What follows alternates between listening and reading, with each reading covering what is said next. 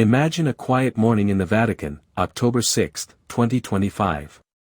Behind marble walls and the hush of prayer, Pope Leo XIV signs a pivotal document, Coniuncta cura.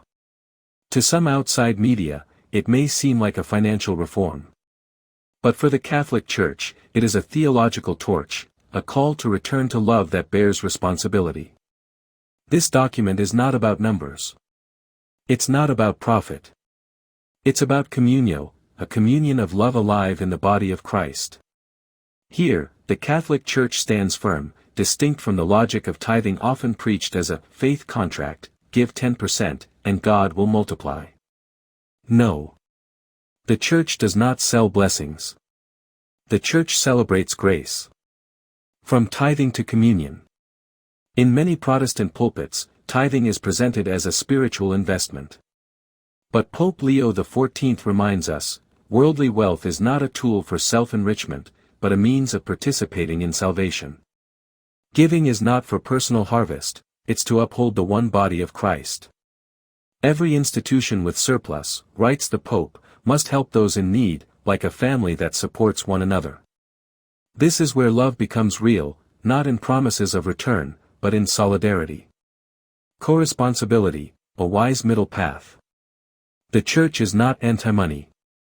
But it refuses to make money a new sacrament. Coniuncta cura reorders the relationship between APSA and IR, the Vatican's financial bodies, in the spirit of transparency and morality. The Church may pursue efficiency, but never at the cost of its soul.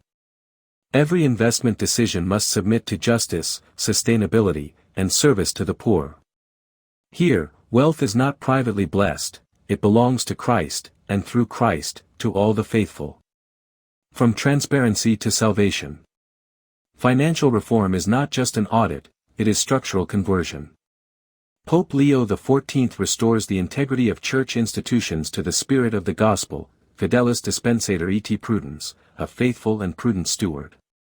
Transparency is not a spiritual profit report. The Church does not measure success by donation totals, but by how far love flows through those funds. God does not demand 10%. He asks for 100% of our hearts.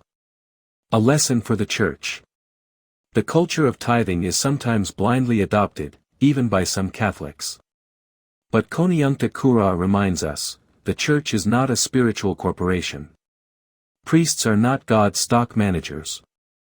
Pope Leo XIV's call is clear, from farmers to economists, all are summoned to shared responsibility in purity of heart and reasoned faith.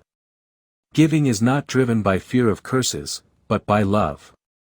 And true love, says Aquinas, does not count profit or loss, for love is goodness given without condition. Communion saves, not numbers. While the world speaks of return on spiritual investment, the Catholic Church responds with participation in communion. Coniuncta cura is not a financial regulation, it is a declaration of faith, that all the Church's wealth is merely a tool to strengthen the unity of Christ's body. There, numbers do not save. Communion does.